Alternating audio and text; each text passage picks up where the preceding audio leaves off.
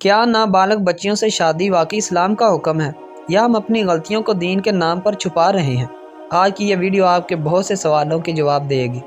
اسلام ایک ایسا دین ہے جو عدل، رحم اور حکمت پر قائم ہے، لیکن کچھ معاملات میں ہم دین اور معاشرتی رسموں کو گڑبڑ کر دیتے ہیں۔ نابالغ بچیوں سے شادی بھی انہی معاملات میں سے ایک ہے۔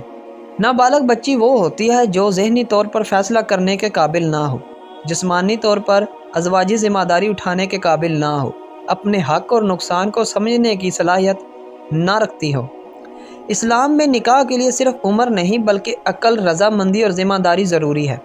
قرآن کہتا ہے، یتیموں کو آزما کر دیکھو یہاں تک کہ وہ نکاح کی عمر کو پہنچ جائیں۔ یہ آیت واضح کرتی ہے کہ نکاح کے لیے بلوغت، سمجھداری ضروری ہے۔ نبی کریم صلی اللہ علیہ وآلہ وسلم نے فرمایا، کنواری لڑکی سے اس کی اجازت کے بغیر نکاح نہ کیا جائے۔ اگر ایک بچی بولنے، سمجھنے یا انکار کرنے کے قابل ہی نہیں تو اس کی رضامندی کیسے مانی جا سکتی ہے؟ نابالغ بچیوں کی شادی سے تعلیم ختم ہو جاتی ہے، ذہنی دباؤ اور ڈپریشن بڑھتا ہے، جسمانی بیماریوں کا خطرہ، طلاق اور تشدد کے امکانات، یہ سب اسلام کے مقاصد کے خلاف ہے۔ یاد رکھیں، ہر پرانی روایت دینی نہیں ہوتی اور ہر غلطی کو دین کا نام دینا دین کے ساتھ ظلم ہے۔ اسلام بچیوں کی حفاظت چاہتا ہے، نہ کہ ان کی قربانی۔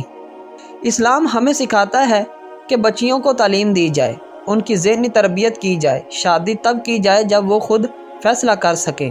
یہی سنت ہے، یہی رحمت ہے، یہی انصاف ہے۔